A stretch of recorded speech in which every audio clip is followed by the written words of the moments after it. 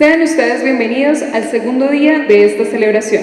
No olviden seguirnos a través de nuestra página de Facebook Normal Superior de Saboya y en la página de YouTube de nuestro grupo de investigación audiovisual Tejido Digital. El día de hoy llevaremos a cabo el siguiente programa. Primero, webinar de investigación pedagógica, segunda parte.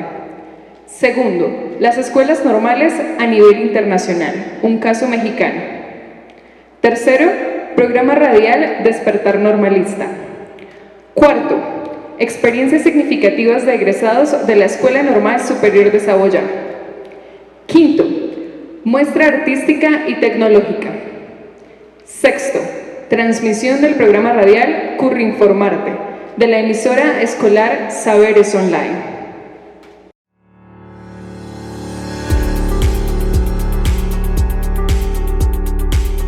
65 años formando maestras y maestros con espíritu crítico y sentido social. Saludo de bienvenida a cargo del rector de la institución educativa Escuela Normal Superior de Saboya. Presento un saludo muy fraternal en este segundo día de aniversario de la Escuela Normal Superior de Saboya. 65 años educando maestros para nuestra región y para el país. Y en esta sesión tan importante vamos a referirnos a los egresados. Creo que esa es la cosecha que siempre se espera de cualquier proyecto y más en la educación. Son los egresados quienes realmente pueden dar cuenta de lo que ha ocurrido en sus vidas, haciendo parte de la educación que ofrece en un momento una institución educativa, en este caso la Escuela Normal Superior de Saboya. Esta es una de las condiciones de calidad al cual también se refiere y revisa en un momento dado el Ministerio de Educación Nacional, porque precisamente a través del testimonio, a través de el obrar, el accionar de los egresados en las diversas comunidades, son quienes mejor pueden dar cuenta de lo que es la misión de una escuela normal superior. Por tal razón, quiero hoy resaltar que a los participantes, a algunos pocos de los tantos egresados que hoy siguen logrando transformaciones extraordinarias en el campo académico de la educación superior, de la educación media, de la educación básica y mucho más también en la educación básica primaria.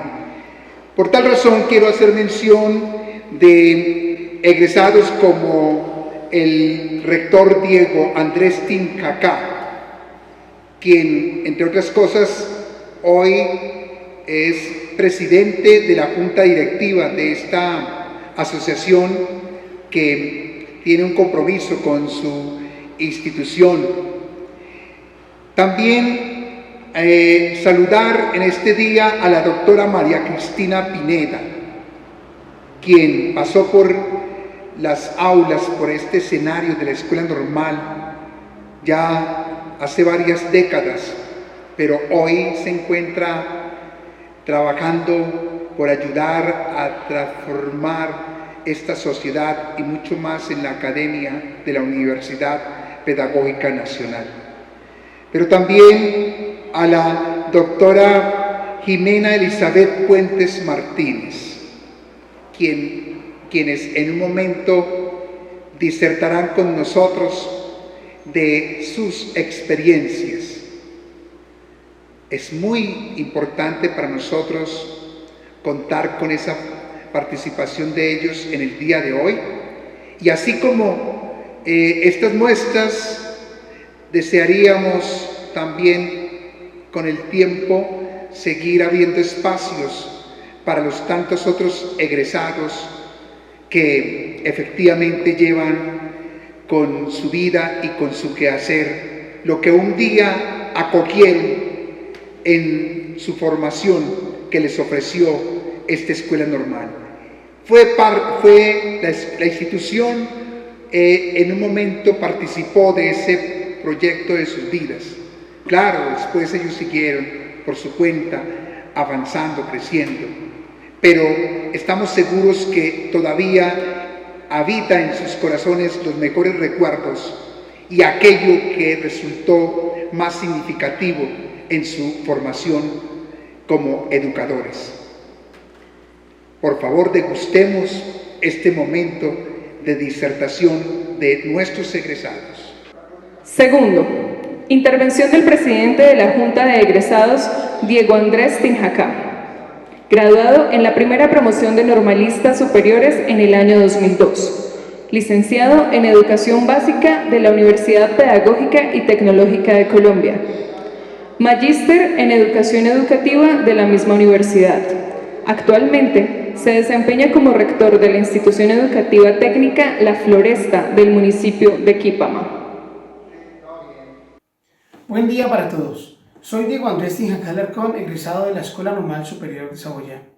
El día de hoy quiero enviar un caluroso saludo y un enorme abrazo a cada una de las personas que se vinculan con esta gran celebración. Con mucho cariño y respeto quiero vincularme el día de hoy a esta gran celebración, el 65º aniversario de nuestra Escuela Normal Superior de Saboyá. Es para mí un honor hacer parte de tan importante celebración y hacer un reconocimiento muy especial a la labor que han ejercido nuestros maestros, formando niños, niñas y jóvenes que le apuestan al cambio y a la transformación a través de la educación. Dios y la vida me permitieran hacer parte de la Escuela Normal Superior de Saboyá en toda mi formación escolar, desde mis inicios en la educación básica primaria hasta el año 2002, año en el cual fui egresado e hice parte de la primera promoción de normalistas superiores. Tuve la posibilidad de promocionarme con un grupo muy singular de compañeros que en la actualidad se desempeñan como directivos docentes y docentes a nivel regional, departamental y a nivel nacional. Este grupo de maestros es un grupo de docentes líderes que llevan al campo cada uno de los valores y de esta formación que recibimos en nuestra Escuela Normal Superior. La responsabilidad, el respeto, el compromiso, la disciplina, el amor por la pedagogía y el amor por enseñar son la base de esta formación que recibimos en nuestra Escuela Normal Superior de Saboyá y la cual hoy en día llevamos y tratamos de transmitir a nuestros niños, a nuestras niñas y a estas nuevas generaciones en las cuales nosotros estamos formando. Actualmente, desde mi rol como directivo docente y docente, reconozco la importancia de la educación para transformar la sociedad y quiero resaltar el día de hoy y hacer un reconocimiento muy especial a cada uno de los maestros que hacen y que hicieron parte de nuestra Normal Superior de Saboyá. Aquellos maestros que hace 65 años iniciaron con este maravilloso proyecto y aquellos que han hecho parte a través del tiempo y aquellos maestros que en la actualidad se desempeñan en esta institución son personas que merecen ser reconocidos por esta magnífica labor que han desempeñado y por todo este aporte tan positivo que le han brindado a nuestra querida Normal Superior y a cada uno de los saboyanos que nos hemos vinculado con nuestra institución educativa. A nuestro estimado rector, al padre Wilson Rodríguez Beltrán, a sus coordinadores, a sus docentes, a sus estudiantes, a sus exalumnos, a sus padres de familia, a sus administrativos y a cada una de las personas que están vinculadas el día de hoy con nuestra querida Normal, quiero felicitarlos por cada una de sus labores que realizan en este bello plantel. Y también quiero invitarlos a que no desfallezcan, a que no bajen la guardia. Quiero invitarlos a que continúen fortaleciendo, a que sigan con mucho empeño desarrollando cada uno de los procesos en nuestra querida Normal para que sigan siendo reconocidos como han venido a través del tiempo, siéndolo con todos estos logros y con cada una de las metas que han obtenido a nivel nacional, a nivel departamental y a nivel regional. Como representante del comité de exalumnos del cual soy presidente, quiero enviar un enorme abrazo por esta celebración, de la cual pues ustedes se tomaron la gentileza de tenernos en cuenta. Y quiero invitar a cada uno de los egresados que no están presentes, pero que a través de la virtualidad, como nos ha tocado por causa del COVID-19, que se vinculen, que no nos olvidemos de nuestra querida Normal. Quiero que estemos un poco más ligados a ella y que participemos de cada uno de los eventos a los cuales nos han invitado. Si Dios quiere y la vida nos lo permite, luego de que pase esta situación, la idea es que podamos reunirnos de nuevo y que podamos seguir cada uno colocando un granito de arena, para que nuestra querida Normal cada vez crezca más y se muestre a nivel nacional y siga con ese proceso educativo tan importante, el cual forma maestros y maestras para esta querida Colombia que tanto lo necesita. Dios los bendiga hoy, mañana y siempre. Tercero, Educar para la Emancipación, por María Cristina Pineda, doctora en Filosofía y Ciencias de la Educación, egresada de la Escuela Normal Superior de Saboya en el año 1973, profesora investigadora de la Universidad Pedagógica Nacional. Muy buenos días para la comunidad educativa de la Escuela Normal de Saboya, Boyacá. Mi escuela normal. Quiero felicitar a esta obra, quiero felicitar a esta institución, quiero felicitar a todos y todas las que hemos sido egresadas de la misma, a las autoridades académicas, al cuerpo de profesores que la lideran hoy y que también lo han hecho en el pasado, pero muy especialmente a todo el estudiantado, a quienes han decidido formarse como maestros y maestras. Un gran desafío en este siglo XXI, un gran desafío en este momento histórico que nos está tocando vivir y un desafío también para la educación colombiana.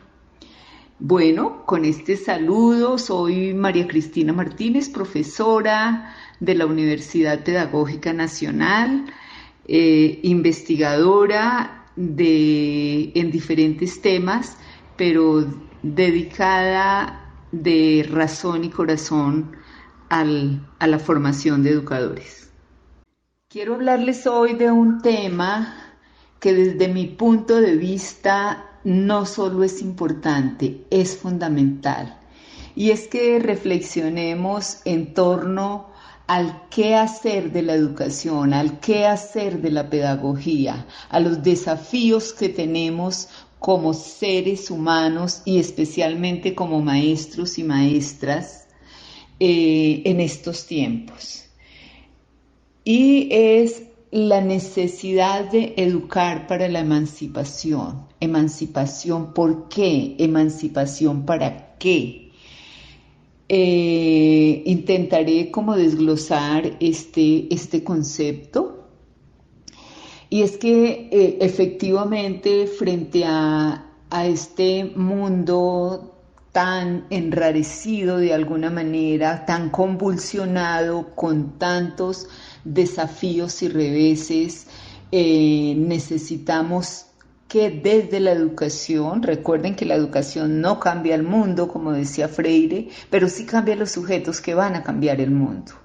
Entonces, posicionarnos como maestros y maestras, no administradores de currículos, no supeditados solamente a lo que otros nos definen qué enseñar y para qué enseñar, nos exige situarnos como intelectuales, como productores de conocimiento, como productores de saber pedagógico. Y ahí hay una base muy importante para pensarnos como maestros hoy. En este orden, uno de los elementos sustantivos que necesitamos entender es que el modelo económico ha arrebatado y se ha vinculado totalmente a definirnos qué enseñar. Y en nosotros hemos caído en la trampa de enseñar competencias laborales únicamente. Y no, esta no es la tarea de la educación.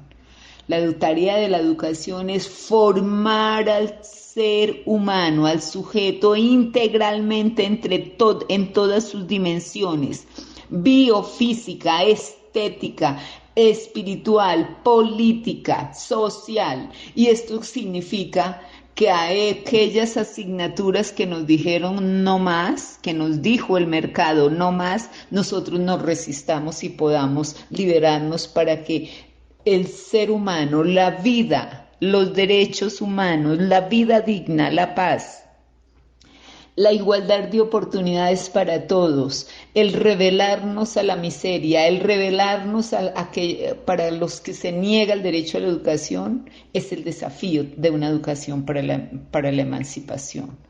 Voy a enumerar como al menos 3 ideas centrales de lo que significa esta propuesta de Educar para Emancipación, que ustedes podrán encontrar en el libro que acabamos de publicar con mi colega, el profesor Emilio Guachetá, y que se llama justamente así, Educar para la Emancipación hacia una praxis crítica desde el sur.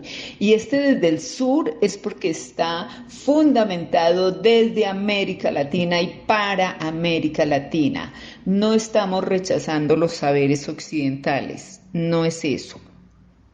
Pero sí, para lograr posicionarnos, para lograr tener nuestra autonomía propia, necesitamos poder superar un poco y volver a nuestras raíces y entender cómo hemos devenido como sujetos latinoamericanos y sujetos colombianos y cómo tenemos que posicionarnos. Y esta es una tarea fundamental para entender el origen de la desigualdad social, para entender el origen de esta pobreza que atraviesa y que cada vez más está afectando a nuestras poblaciones, a nuestros campesinos, a nuestra ruralidad en general. Tenemos que entender de dónde surge y por qué y cómo romper esta pelea visceral que está matando a nuestros líderes sociales, esta pelea visceral que está arrasando y que sigue haciendo violencia fuerte contra las mujeres y contra las personas diferentes, es decir, contra todos.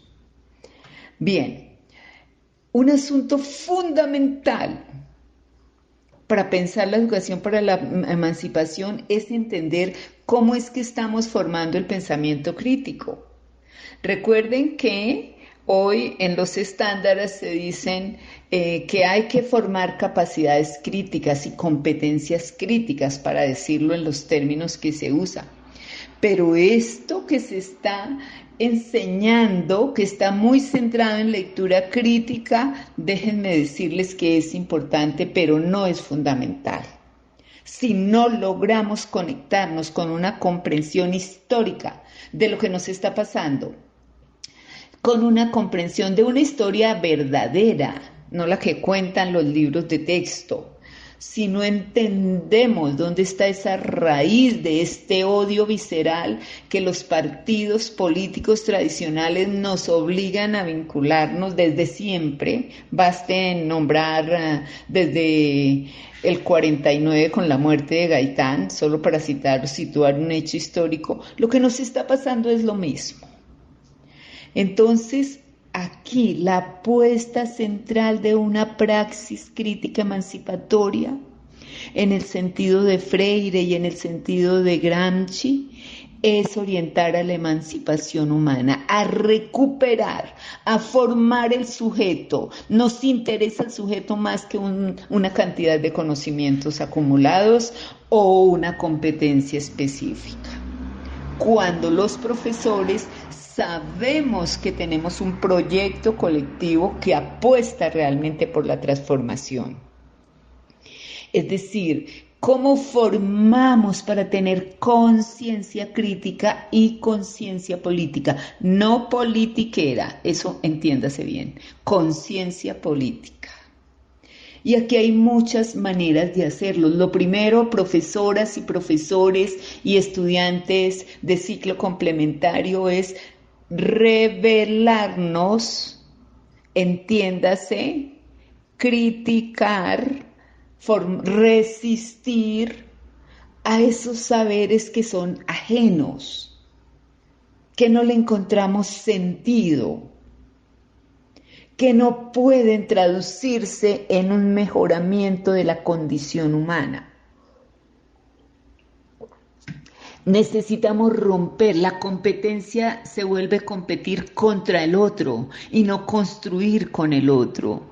Así que educar con perspectiva emancipatoria exige vínculos, exige crear espacios de trabajo conjunto, exige animarse a trabajar en red, con los distintos. No tienen que pensar como yo, porque esa construcción de un sujeto colectivo que puede construir en colectivo se construye así, trabajando juntos, viendo al otro distinto, aprendiendo del otro, escuchándolo, ayudando también a construir, haciendo un debate, porque podemos decir que pensamos distinto, eso es legítimo, pero respetando también al otro y negociando un poco dónde está. Lo que conviene, el punto de encuentro, el punto de negociación está medido por lo que nos conviene a todos. Muy bien, esa sería como una primera idea, potenciar el trabajo con otros. Y entre más diferentes, mejor. Entre pensamiento diferente, sí. No más pensamiento único. No es cierto que este país tiene que orientarse a un pensamiento único. No es cierto que tengamos un único líder. Y eso es una conciencia política y crítica. Reitero aquí, no politiquera en los modos como se ha entendido la política en este país. Y en este orden hay que formar unas capacidades, hay que dejar que nos indignemos, hay que poner situaciones que logren que la capacidad de indignarse, que la capacidad de resistir, que la capacidad de trabajar en conjunto se desarrollen, se vuelvan inmanentes al maestro que estamos formando hoy, para que el maestro suscite también eso en sus estudiantes.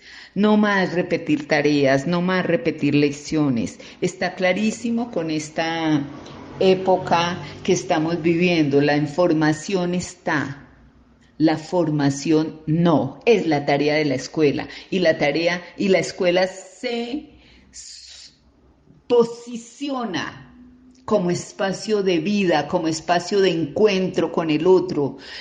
Hoy estamos en esta tarea de encontrarnos de manera remota, pero no, vamos a volver al encuentro, a lo vital que hace la escuela, al encuentro de los cuerpos, a la mirada con el otro, a aprender de lo que pasa en la vida cotidiana.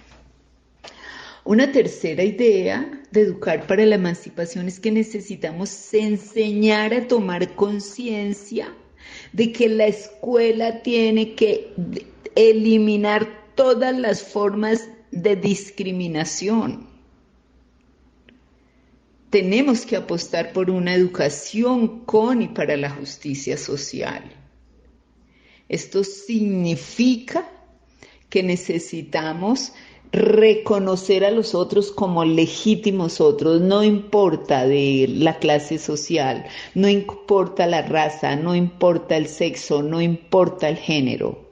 El otro es un otro legítimo como yo. Tiene que tener igualdad de oportunidades para acceder a los derechos y hay que luchar por eso. Bueno, sería interminable la lista, solo quiero provocarlos a leer el libro y dejo abierta la posibilidad para que en otro momento podamos conversarlo de viva voz. Un abrazo, feliz cumpleaños a la Escuela Normal de Saboya. Cuarto, estudio de sistemas biológicos usando radiación sincrotrón a cargo de Jimena Elizabeth Puentes Martínez, egresada de la Escuela Normal Superior de Saboya en el año 2007. Realizó estudios de física en la Universidad Pedagógica y Tecnológica de Colombia, a realizar estudios en pregrado en física. Cursó estudios de maestría en Ingeniería y Ciencia de Materiales en la Universidad Federal de Sao Paulo. Su trabajo de investigación se desarrolló en torno a la caracterización de sistemas biológicos para el encapsulamiento de fármacos en el Laboratorio Nacional de Luz Síncrotron del Centro Nacional de Investigación en Energía y Materiales, Campinas, Brasil. Hizo parte de la planta docente de la Universidad de Boyacá. Buenos días a todos los integrantes de la Escuela Normal Superior de Saboya. Para mí es un honor hoy hacer parte de la celebración de los 65 años de esta gran institución. Reciban un cordial saludo a todos mis profes, los que aún están, los que de pronto se unen a esta celebración, que ya no trabajan con la institución, pero un día fueron docentes de ahí. A los docentes nuevos, qué rico que trabajen en esta institución, que dejen un poco de su legado en ella, y a los estudiantes quiero contarles que podemos trascender, que podemos ir más lejos y llegar a donde nosotros soñamos. Gracias por hacerme parte, a la profe Yuri por la invitación, y hoy les voy a contar un poco de un trabajo que yo realicé para mis estudios de maestría, para mi trabajo de grado de los estudios de maestría. Entonces quiero contarles de que mi trabajo de grado fue realizado, mis estudios fueron realizados fuera del país, los realicé en Brasil y tuve la oportunidad de vincularme a un centro de alta tecnología. Entonces les voy a contar un poco de lo que hice, dónde lo hice y qué se puede hacer fuera, ¿no? A dónde podemos llegar. Entonces, mi presentación se titula Estudio de Sistemas Biológicos usando radiación síncrotron. Entonces, ya más adelante les voy a contar un poquito en qué consiste. Entonces, la idea es mostrarles de que la física como tal no es esa materia aburrida que no nos gusta, que nos causa problema, que nos da dolores de cabeza cuando somos estudiantes. La física va más allá y los invito a que la veamos como una área que nos puede traer mucho beneficio. ¿Por qué? Porque no solamente la física es la asignatura fea que nos tortura, sino que ella trasciende, se integra junto a otras asignaturas como la química, la biología, está en la ingeniería, entonces uno puede ver una gran aplicación. Bueno, les voy a iniciar contando que este trabajo fue realizado en las instalaciones del Centro Nacional de Energía y Materiales, ¿sí? Y luego les voy a contar un poquito del trabajo que realicé dado el tiempo con el que contamos. Bueno, les voy a hablar del Centro Nacional de Energía y Materiales. Es un centro de alta tecnología que está localizado en la ciudad de Campinas, en el estado de Sao Paulo, en Brasil, ¿sí? Él se compone de 4 centros, de 4 laboratorios que son referencia mundial en investigación, ¿sí? Y ellos se distribuyen para hacer investigación de diferentes áreas.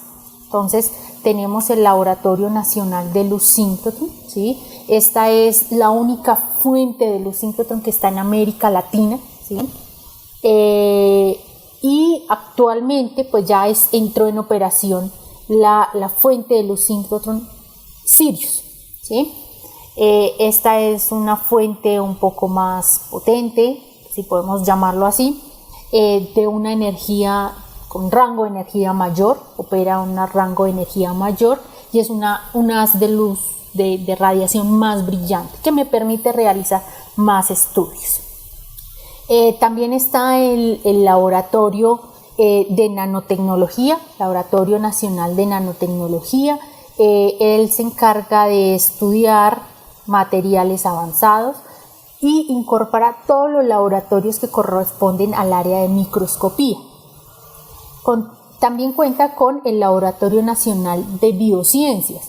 Este Laboratorio Nacional de Biociencias está enfocado a hacer investigación en la parte de biotecnología y el desarrollo de nuevos fármacos para tratamiento de enfermedades. El otro laboratorio que integra este centro es el Laboratorio Nacional de Biorenovables, ¿sí?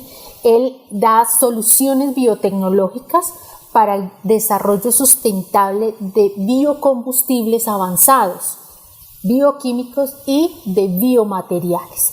Y la nueva fuente de luz, conocida como Sirius, ¿sí? Porque ellos consideran que es y lo es así, es el síncrotrón que tiene el más alto brillo. Es un poco de física, un poco complicado, pero es el más brillante a nivel mundial. Recordemos que hay pocos centros, este es el único en América Latina, Brasil cuenta con el único. Entonces imagínense ustedes un estadio, este que vemos acá, este acelerador tiene el tamaño de un estadio. Entonces imagínense un estadio, no el que vemos así en la televisión que es chiquitito, no, sino un estadio. Entonces imagínense ustedes la cancha de fútbol, ¿sí? Imaginen la cancha de fútbol más sus graderías y los espacios que tiene. Entonces más o menos es de ese tamaño este laboratorio. Adicional, pues es de referencia mundial, ¿sí? Entonces es un centro que está abierto a usuarios, en el que ustedes uno puede hacer propuestas y ir a realizarlas allí. ¿En qué consiste? ¿Qué es un síncrotrón? Un síncrotrón, ¿para qué me sirve? Comencemos hablando para qué me sirve. Entonces ese síncrotrón lo que me va a dar es una información acerca de las propiedades químicas, las propiedades estructurales y electrónicas de los materiales. Pero ¿cómo funciona?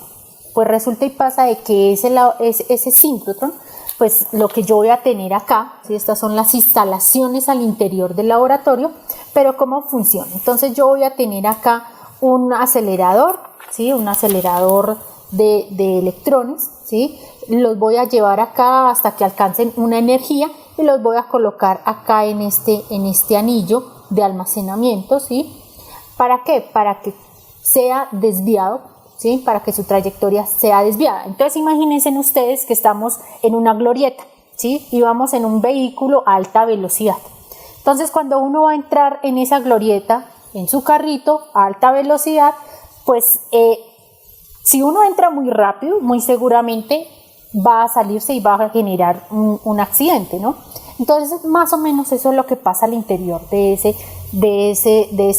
esa máquina en la que se colocan electrones a girar, ¿sí? Entonces yo los llevo a altas velocidades y cuando ellos se les coloca unos dipolos, ¿sí? Unos dipolos magnéticos, ¿sí? Para que sea desviada la trayectoria de esos electrones, pues resulta y pasa que ellos emiten una luz y esa luz la conocemos como luz síncrotrón. Esa luz, ¿sí? Que sale ya acá, pues nosotros lo que vamos a hacer es utilizarla, vamos a aprovecharla para hacer análisis, investigación de puntos, ¿sí? Entonces es un haz, entonces muy bien colimado, muy brillante, que lo voy a llevar a una cabina experimental, ¿sí? Donde yo voy a realizar el experimento y voy a colocar mis muestras, voy a irradiar mis muestras para obtener información de ellas. Esos síncrotrón, este es un síncrotrón de segunda generación, contaba con una energía de 1.3 gigaelectronvoltios, una energía bastante alta, y cuando ya tenemos esa energía acá de los electrones, pues esa luz sale hacia las cabinas experimentales, ¿sí? Salen del anillo de almacenamiento para las cabinas experimentales y nosotros podemos elegir el rango de energía. Entonces yo puedo decir, bueno, yo quiero esta energía, entonces yo voy para tal cabina experimental, ¿sí? Para analizar mis muestras, las muestras que yo desee. ¿Yo en qué trabajé? Yo trabajé estudiando un sistema que es un poco difícil de analizar. ¿Por qué lo digo? Porque está formado, es un sistema que conocemos como sistemas anfifílicos y es el que componen nuestras células. Entonces nosotros, creo que ustedes ya vieron un poco de biología y entonces nosotros recordemos la célula. ¿Qué es lo primero que nosotros vamos a encontrar cuando tenemos nuestra célula? Pues lo primero que nosotros vamos a encontrar es la membrana celular, ¿sí? Y esa membrana celular resulta y pasa que está constituida por unas sustancias que se llaman lípidos, ¿sí? Esos lípidos están formados por grupos colina y por cadenas hidrocarbonadas, ¿sí? Estos tienen una cualidad y es de que ellos son anfifílicos. ¿Y qué significa que sean anfifílicos? Pues que una parte, ¿sí?, van a tener una cabeza polar, es decir, que les gusta el agua, y unas colitas que son apolares, que no les gusta el agua. Es decir, que cuando yo las coloco allá, pues ellas se organizan a fin de que no toquen el agua. Y cuando ya yo las tengo y las coloco en el agua, entonces pues resulta y pasa de que ellas me van a formar diferentes estructuras. Entonces me van a formar micelas, bicamadas, micelas invertidas, dependiendo la geometría que tenga este limpio, ¿sí? Entonces existen de 2 colitas, de 3 colitas, de una sola colita. Entonces eso va a depender del limpio que yo esté usando. Van a formar liposomas, ¿sí?, multilaminares, es decir, que tienen muchas láminas, ¿sí? Van a formar vesículas unilaminares, medianas, grandes, pequeñas. Eso depende de la energía que yo le suministre al sistema, ¿sí? O cuando yo hablo de estas fases multilaminares, yo voy a tener, se me perdió el mouse, yo voy a poder formar esas fases laminares. Entonces es unas capas que se forman así, y ellas, si yo tengo una sola membranita, pues va a ser lo que constituye, lo que recubre a mi célula, ¿sí? Entonces, ¿por qué ellas son tan importantes? Porque ellas me permiten el ingreso de cosas que vienen de afuera. ¿Yo qué hice en mi trabajo de grado? Mi trabajo consistía en estudiar un poco esos sistemas y aplicarlos ¿a qué? A la terapia génica. ¿En qué consiste la terapia génica? Pues me imagino que alguno un día se ha enfermado, ¿sí? Y entonces cuando uno se enferma le dan un medicamento, ¿sí? Entonces me dicen, bueno, tiene dolor de cabeza, pues tómate un acetaminofén, ¿sí? Entonces yo me tomo el acetaminofén, pero el acetaminofén el objetivo de ese acetaminofén es que me quite el dolor de cabeza. Entonces existen varias enfermedades, por ejemplo, una de ellas es el cáncer, que se produce cuando tengo mi célula, ¿sí? Y en el interior de mi célula tengo el ADN, pero ese ADN, ¿qué pasa? Ese ADN muta, ¿sí? Entonces aparece algo raro en su cadena, ¿sí? Y eso genera de que se produzca el cáncer y comienza a producirse más rápido esas células y comiencen a invadir el organismo. Entonces lo que se buscaba con este proyecto era mejorar la forma de encapsular ese ADN, ¿sí? Es decir, yo tengo ese ADN y lo voy a colocar a la persona, ¿sí?, para que vaya y sustituya este que tiene anómalo, ¿sí?, ese que está dañadito en una parte. Entonces, ¿qué pasa cuando yo tengo un ADN? Pues ese ADN tiene una cosa, y es que él es químicamente inestable, ¿sí? Él se puede degradar dentro del cuerpo, y cuando eso sucede, pues ya la terapia no es tan efectiva.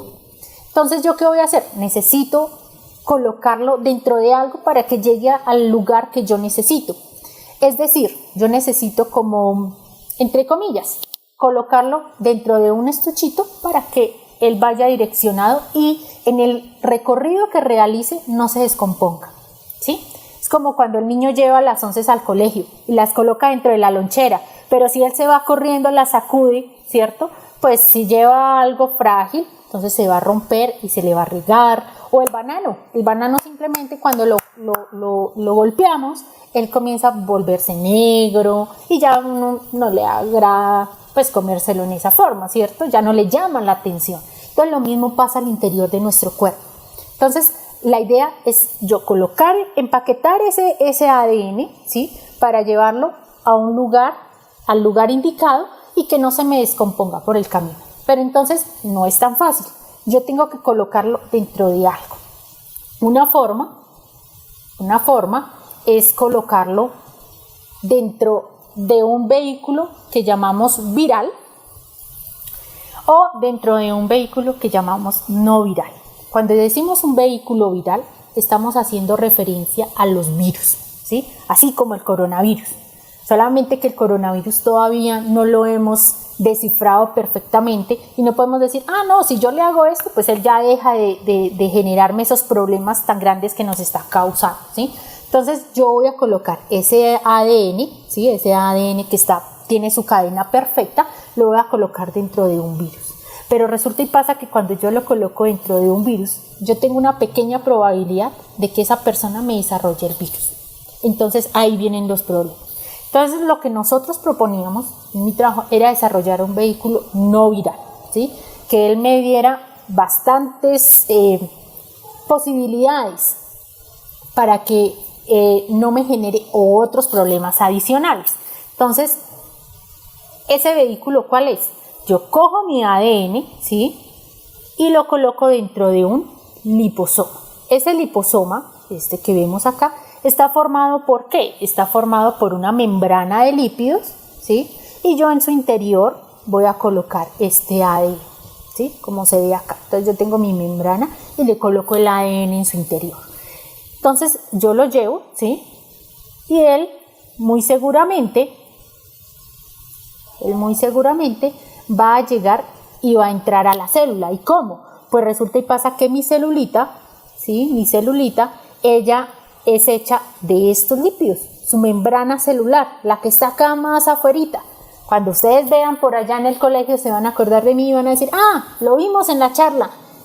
Exactamente, está formada por estos lípidos. Entonces cuando ese liposoma llega acá, interactúa con la célula, pues resulta y pasa de que existen varias maneras de que él libere su contenido. Entonces él se abre, ¿sí? Se puede unir a la célula o puede ingresar dentro de la célula y va a liberar este material genético, ¿sí? Ese material genético, pues él va a ir y va a reemplazar esa parte que está dañada. Entonces, ¿en qué radica el problema? El problema radica en buscar un transporte, ¿sí? Un liposoma que sea el liposoma adecuado. Y es que no es tan simple yo decir, bueno, yo llego y coloco, como dice acá en la presentación, yo llego y coloco mi material genético dentro del liposoma y ya. No, yo tengo que buscar la forma de que él efectivamente quede dentro del liposoma. Entonces para esto yo debo buscar los lípidos adecuados que generen de que ese ADN entre ya. Entonces, mi trabajo era mejorar esa liposoma que envuelve mi ADN. Entonces, para eso nosotros diseñamos un sistema en el que él fuera fusogénico, es decir, que se adhiriera a la célula cuando fuera a entregar la carga, es decir, el material genético, no fuera inestable en el tiempo, permaneciera el ADN, pudiera encapsularse, ¿cierto? Entonces lo hicimos mediante una técnica muy sencilla y es mediante interacción electrostática. Entonces mis lípidos, ¿sí? y lo que recubría ese liposoma debía tener carga positiva y mi ADN carga negativa. Y para ver cómo era esa interacción entre los sistemas, pues nosotros teníamos que estudiar y hacer varias pruebas. Entonces una de ellas fue, yo tengo mi liposoma, ¿sí? Yo tengo mi liposoma y yo voy a estudiarlo de dos formas. Yo lo voy a dejar en forma de un liposoma, ¿sí? Una esfera tridimensional, pues no es así grandota como la muestro, ellas son nanométricas, de 100 nanómetros, son muy pequeñitas, o en forma de membrana, es decir, yo cojo solamente una capa de este liposoma y la extiendo sobre una capa de agua. Y como a él no le gusta el agua, ¿cierto? Pues él se va a organizar y ya vamos a ver cómo se va a organizar. Entonces, en forma de liposoma le hicimos varios experimentos, voy a medir su tamaño, ¿cierto? Porque es que yo no puedo colocarle una alberja dentro de la sangre, ¿cierto? ¿Por qué? Porque es muy grande, no la puedo colocar ahí. Entonces, resulta y pasa que así como yo no puedo colocársela, mi organismo, así como cuando yo como algo, entonces mi organismo se va a encargar de procesarlo. Y si él encuentra algo muy grande, pues él simplemente lo elimina, ¿sí? Él lo va a desconocer y va a decir, esto no pertenece acá y lo va a eliminar. Entonces yo tengo que conocer el tamaño, tengo que conocer la carga y pues ahí sí está, para que todo sea creíble yo debo observarlo, ¿no? Entonces pues la idea era observarlo mediante microscopía, criomicroscopía. Y unas medidas de Sachs que me dan más certeza de saber dónde está localizada pues el ácido hialurónico que usamos para recubrir mi liposoma. Y en forma de membrana, pues en forma de membrana yo llego y coloco esto dentro de agua, uso unas técnicas apropiadas para colocarlo dentro de agua y que yo pueda ver, ¿sí?, cómo es esa organización y cómo interactúa mi ácido hialurónico con esa membrana. Entonces yo hice isotermas de presión y dispersión de rayos X por incidencia rasante, o sea, usando ese síncrotron, ¿sí? Porque es que cuando yo tengo ese síncrotron, él me permite generar, ¿cierto?, diferentes técnicas. Usando esa luz, yo puedo generar diferentes técnicas y aprovecharlas para obtener la información de mi sistema de estudio. Entonces, pues nosotros, ¿qué encontramos? Nosotros encontramos de que esos liposomas, ¿cierto?, tenían una forma esférica perfecta, ¿cierto?, donde esta parte sombreada venía siendo la membrana, ¿sí?, la membrana del lípido, y pues la idea era saber dónde se estaba localizando mi ácido hialurónico, si estaba afuera, si estaba adentro. Entonces uno va colocando, adicionando concentración de ese ácido hialurónico, ¿sí? Acá se ve, yo voy adicionando ácido hialurónico y voy a mirar qué pasa con mi sistema, porque mi sistema inicialmente tiene esta forma. Son liposomas, ¿sí?, liposomas que están ordenados de una forma aleatoria. Y la foto quedó linda porque eso es como si fuera una foto, y a medida que nosotros íbamos colocando ácido hialurónico, nosotros fuimos dándonos cuenta de que ese ácido hialurónico estaba acá, ¿sí? Entonces comenzaba a formarme unos agregados, es decir, él formaba como un sándwich. Y no solamente lo vimos por criomicroscopía, sino también midiendo el tamaño, ¿sí? ¿Por qué? Porque es que cuando nosotros vemos el tamaño, esto comienza a incrementarse, ¿sí? El tamaño comienza a incrementarse y obviamente pues comienza a cambiar la carga en el sistema. Bueno, después vimos, fíjense en acá que hay una fase que nosotros llamamos una fase de agregación o aglomeración de muchos liposomas. ¿Por qué? Porque ellos no quedaban totalmente recubiertos, sino que a mí se me pega un poco y yo intento como neutralizarlo, y entonces yo voy intentando cubrir y formo un agregado gigante. Y una fase de dispersión en la que yo le coloco tanto ácido hialurónico que mis liposomas quedan solitos, otra vez vuelven a quedar así solitos, así como vemos acá, teniendo un tamaño promedio de 200 nanómetros, que es apto para el organismo. Por medidas de SATS, ¿nosotros qué encontramos? Nosotros encontramos que efectivamente el comportamiento era el mismo, que teníamos unos liposomas puros, ¿cierto? Esto es lo que arroja después de hacer una medida en el síncrotron. Entonces después observamos, fíjense que comienza a cambiar esa curva para el liposoma puro. ¿Por qué? Porque comenzamos a tener estos agregados, ¿no? Y finalmente, fíjense que se comienza a parecer la curva a la curva del ácido hialurónico, es decir, de que nuestro sistema estaba otra vez totalmente recubierto por este ácido. En la forma de monocamada, ¿nosotros qué hicimos? Pues nosotros cogimos esos lípidos, ¿sí? Nosotros hicimos unas cuentas del tamaño promedio que podían tener y los colocamos en una cubeta de agua, ¿sí? Los colocamos en la parte superior y ellos se van a organizar. Como les decía, a las piernitas acá del lípido no les gusta el agua, entonces ellas van a organizarse de tal forma de que no tengan contacto con el agua. Entonces podíamos determinar cuál era la compresión de la membrana, y si el ácido hialurónico migraba y entraba dentro de la membrana o no. Y entonces nosotros veíamos, bueno, sí, efectivamente él va a ingresar dentro de la membrana, va a saturarla, y es cuando nosotros vemos en los liposomas, llegamos a esa conclusión, los liposomas están totalmente recubiertos de este lípido, de este polímero, ¿sí? Del polímero, para mejorar el transporte del ácido hialurónico. Cuando uno tiene esas membranas, pues uno puede hacer otros experimentos, podemos hacer más experimentos, y uno de ellos fue hacer medidas de dispersión de rayos X por incidencia rasante. Entonces mirar cómo cómo se organizan esos lípidos en la superficie del agua, y así tener información de cómo es la interacción entre esas membranas, esos lípidos que componen mi membrana celular, y el ácido hialurónico, cómo interactúan, ¿sí?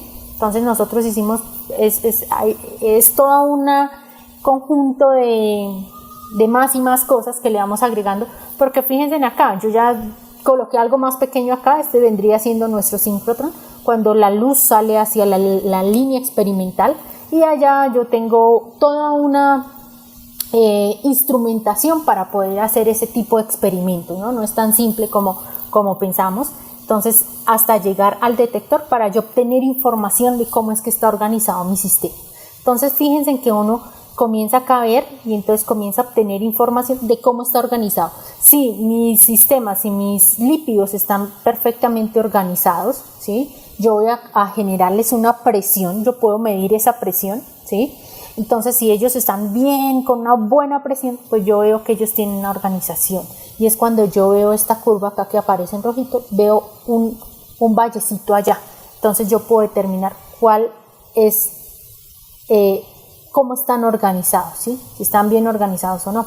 Cuando ellos no están bien con esa presión, un poco más, una presión menor, pues me voy a dar cuenta de que ellos como que relajan las cadenas hidrocarbonadas, ¿sí?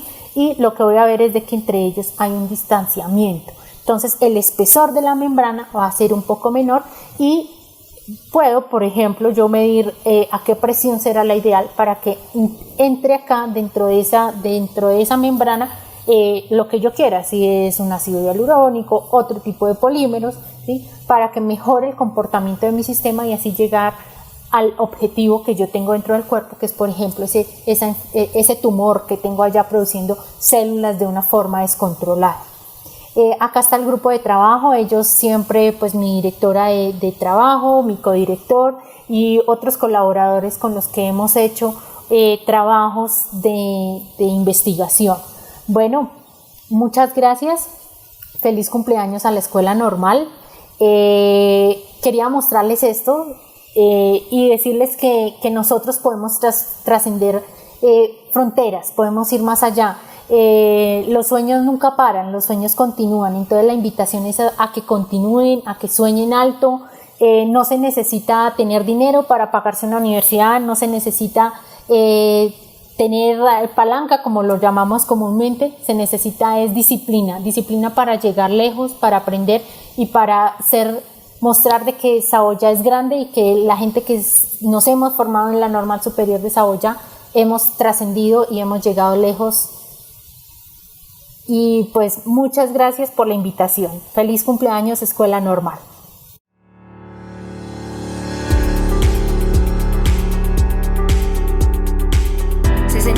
Años formando maestras y maestros con espíritu crítico y sentido social.